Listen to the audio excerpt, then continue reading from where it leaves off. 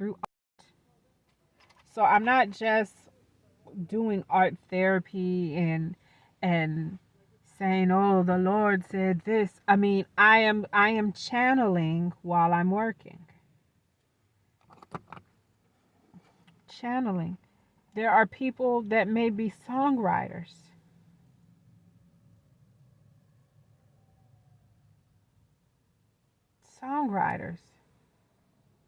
that may be expressing divine words and wisdom.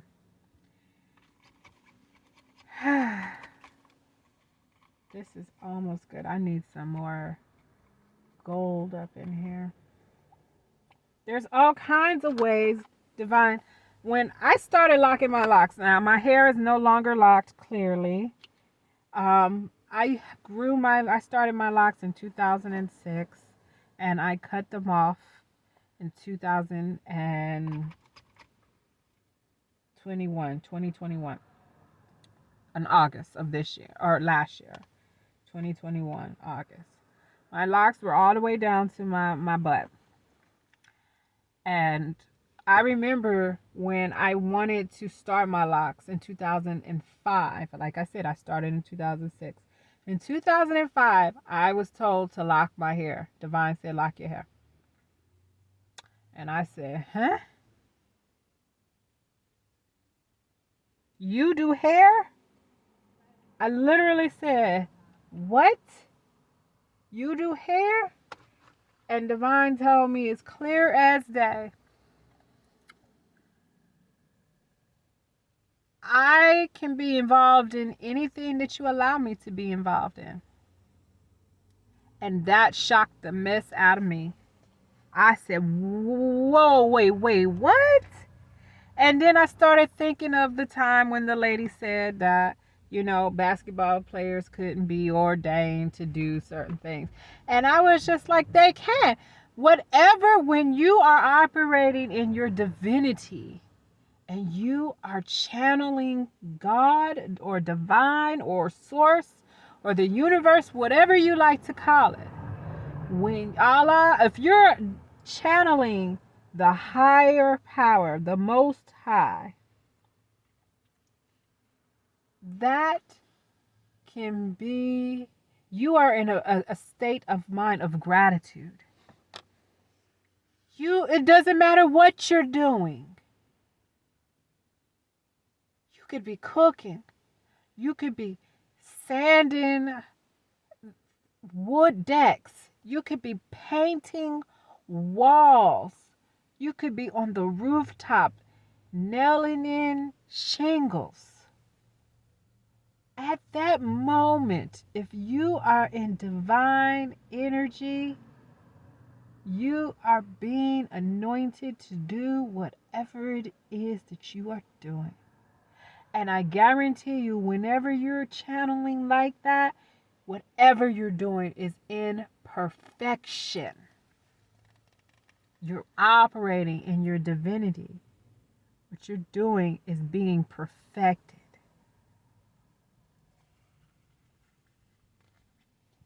So, yes, an athlete can be, not all athletes are ordained to play. Some of it is just talent, but some of it is not. I give an example of, I heard in my head just now, Kobe Bryant. Kobe Bryant was ordained to play. He was ordained to play. Who else? LeBron, ordained to play. Of course, we know just ordained to play. And that's why his life, he uses what he does and he supports the different agencies that he does. He's been given a dream of a school. How many athletes get the dream of a school to help its city, its people? I'm telling y'all, those who are ordained have a bigger purpose for why they do what they do. They have a bigger purpose. It's just great. They have a bigger purpose. So whenever someone, and just like those who are ordained to mess it up, there are what I would call demons that are meant to jack it up. For example, LeBron had to leave Ohio, where he was born and raised. He had to leave the place where he had been playing forever to go down south. Why? Because he was amongst snakes that saw his divine light, who knew what he was trying to do for this city and wanted to disrupt it. And these people was on his daggone team. On his team. Plotting on his mama. Doing all kinds of stuff. Let me tell you. People claim they on your team and do shady, shifty stuff behind your back to take away your light, and then wonder why they're not getting the accolades that they want, because they go on about being messy, being disingenuous, going against the team. A teammate like LeBron should have the greatest amount of support, because he's going to be helping guide the team. But when you got in-house rivalry to the point that you are trying to mentally unstabilize the person who is guiding the team, not only are you not a team player, but you're not a good person on the inside. You're devoid spirit. Because no way in anybody's right mind would divine tell someone to go and disrupt someone else's psyche. Life is hard as it is. Divine don't tell me to go and disrupt people's psyche. You know what Divine tells me to? Go somewhere else. Just as Divine told LeBron, go somewhere else. Just as Divine told Jesus, go somewhere else. Whenever Jesus caught the whiff that, oh, they on some F shit, some fuck shit. I'm sorry to say it like that, but when them Pharisees, people supposedly on the same team, people supposed to have the same faith, but upset because they don't have the same gifts that he was given, and they're not operating in those gifts. Their own gifts, they're not operating in that. They're sitting there being fat cows, eating up, stealing, robbing the church, taking advantage, doing all of this stuff, doing everything under the sun except for what they were divinely led to do.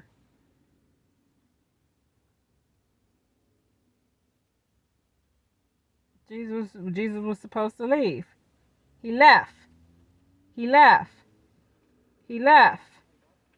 So I laugh because people be like, they wanted Jesus to fight. They wanted Jesus to do certain things. Now, Jesus did turn over some tables and cause a scene and was in his feelings with anguish at some of the atrocities that he saw.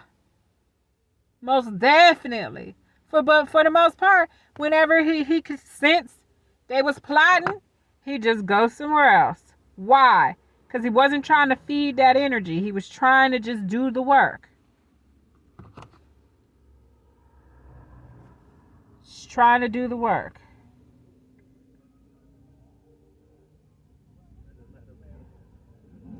Everybody wants to have this divine connection. And no one tends to think that they themselves are descendants of the Pharisees.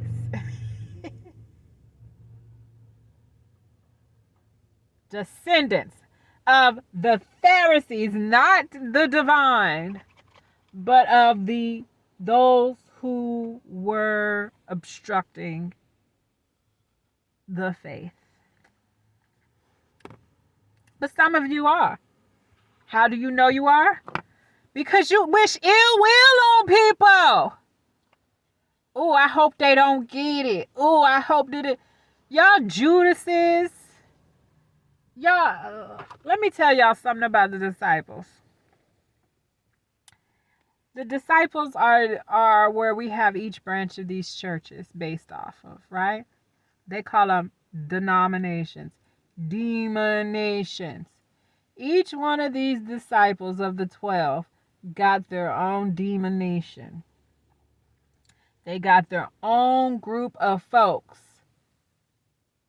who want to go about the way of Christ in their way, which drives people to not do what Jesus do.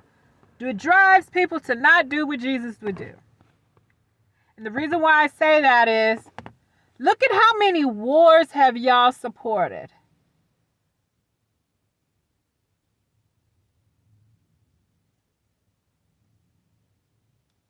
Y'all war with each other in y'all cities. I'm not even talking about the global wars. I'm talking about the wars that y'all have within y'all cities. I'm talking about the wars y'all have within y'all churches themselves. With who's going to speak today and who's not. With who gets the right to say whatever. Y'all are so fallen from what Christ would do. Christ left the church. He never returned. He spoke to the people as he moved throughout life. If he was getting water and you happened to be there, he spoke to you and he gave you some enlightenment.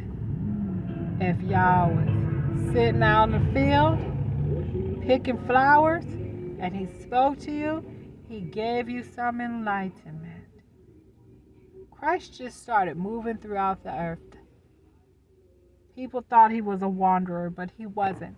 Each place he went, he was divinely led, just as I am divinely led. When he stops and is still in a place for a while, it's because he's doing whatever divine has him do. When it's time for him to leave, he is leaving as divine has, ordained him to, or instructed him to leave. This is how he moved. This is how he moved. He often left because y'all get so possessive. Y'all get so unruly. Y'all get so stalker-ish. I know Jesus had to be rolling his eyes like constantly at the fact that people would just be following him around, asking him to do stuff, not because they needed help, but because they wanted likes. They wanted to say, you know what I mean? Facebook likes. They just wanted to be able to say they touched him. Like, they wasn't interested in really changing their lives. I mean, just like the rich man that he said, it's easier for a camel to go through the eye of a needle than for a rich man to get into heaven. Why? Because a rich man could never let go of his riches. To become wealthy. He doesn't know the source.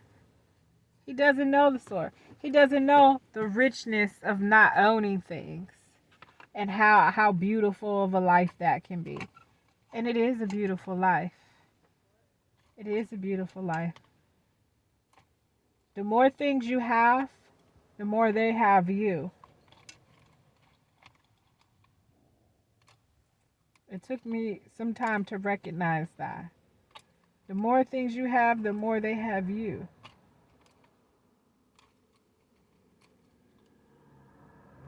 The less things you have, the richer you are.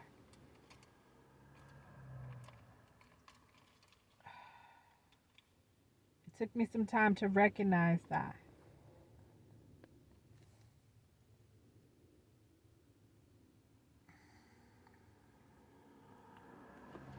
I'm about to try to put some clouds. Clouds again are my hardest thing to make.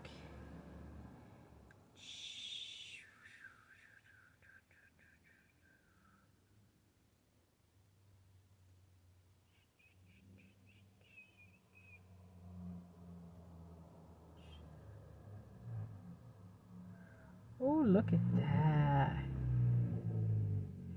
You gotta know when to stop. That looks good right there. I'm hearing right about here. Look at that.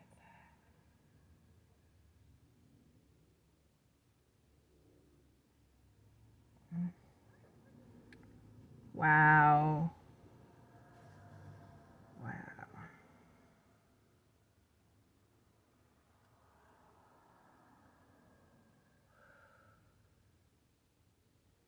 Thank you. I am so gracious. I say thank you. Whenever I start feeling the spirit, I just start saying thank you. So sometimes people be thinking, oh, she's just over emotional, overly spiritual.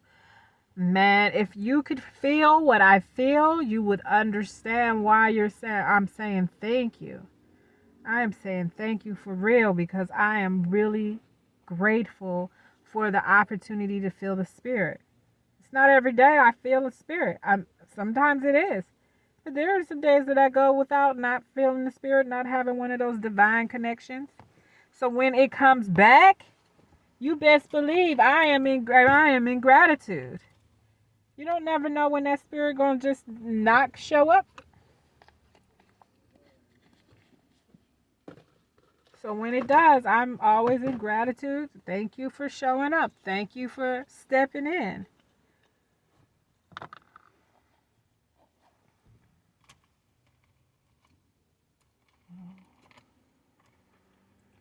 Anywho,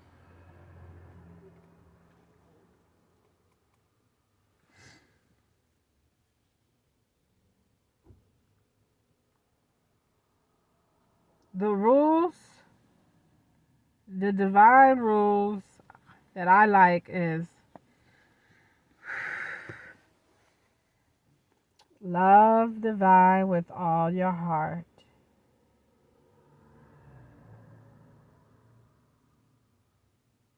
That's a beautiful rule to follow. And then the other one, love thy brother as thyself, or love thy neighbor as thyself. I love those because what it's really saying is if you love God with all your heart, you're always seeking God first. And then if you love your neighbor as yourself, then you want what is best for your neighbor as you would want what's best for you. So if I don't want someone telling me what to do in my life and controlling me, then I won't try to control my neighbor.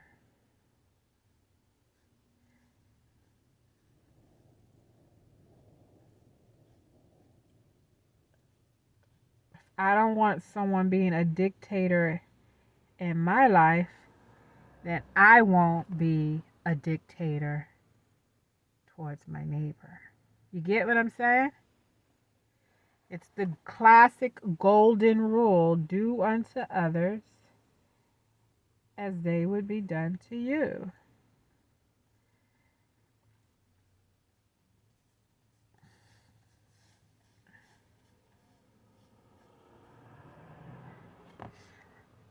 Shout out to CeeLo Green. CeeLo Green has a song called My Neighbor. It's a really, or it's under his Nars Barkley album, and he talks about how his neighbor is envious of him. And anyone who's ever operated in their divine gifts knows what he means when he says, "My neighbor likes my clothes, but hasn't seen me with my scars exposed." Oh, I love that song. Now my neighbor likes my clothes, but hasn't seen me with my scars exposed. My neighbor, my neighbor, my neighbor thinks he wants to be me, but he could never be.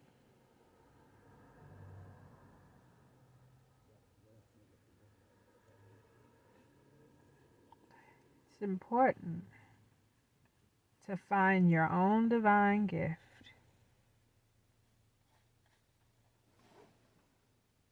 It's important to learn how to love yourself first. That's when you find your gift. When you love yourself. Love it. I mean, I keep trying to explain that to folks. Y'all ain't trying to hear me though. But you don't hear me though. Callie.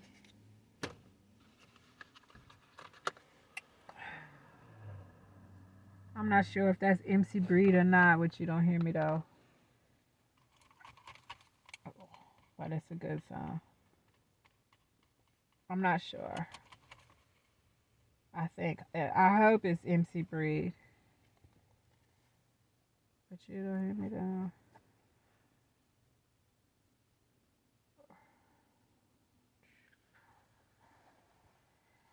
Anyway.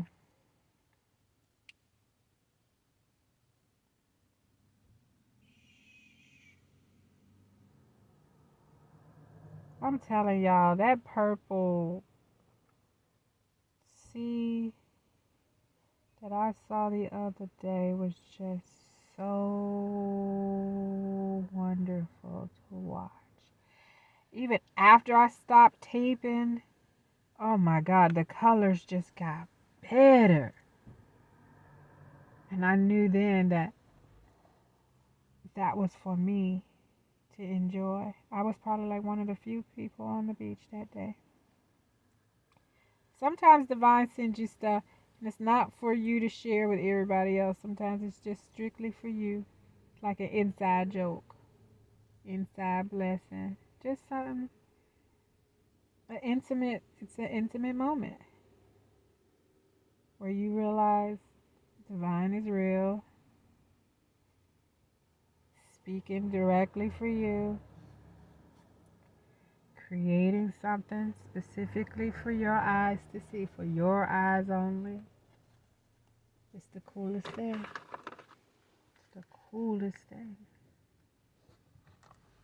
That's why I don't understand why people be trying to be like other people. Like you missing out on things that you specifically like. Things that you specifically like. You're missing out on a conversation with divine. You're missing out on a conversation with divine. For divine to show you something specifically for you in a moment. In a moment. And you know it's for you. You know it's a message specifically for you in a moment so you could be able to say, you are listening. You do hear me. You do care. You do see me. And it's like, yeah, I see you. I hear you. I love you. It's great. It's great. Y'all missing out. Missing out because you want somebody else's life. Missing out on your own life trying to be somebody else. Let's say that one more time. You missing out on your own life trying to be somebody else. Don't be like that. Imitation is not flattery. I can tell you that much. It is not flattering to those who you are copying. Whoever made that statement up wanted to justify their theft.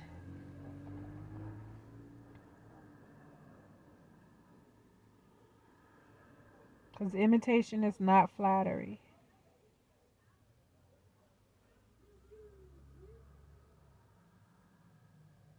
It's not.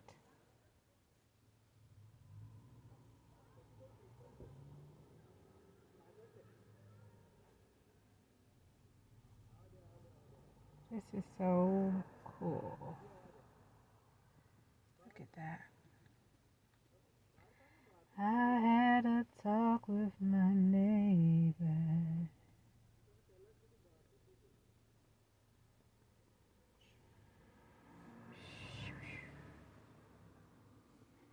Let's put a little purple cloud up in here.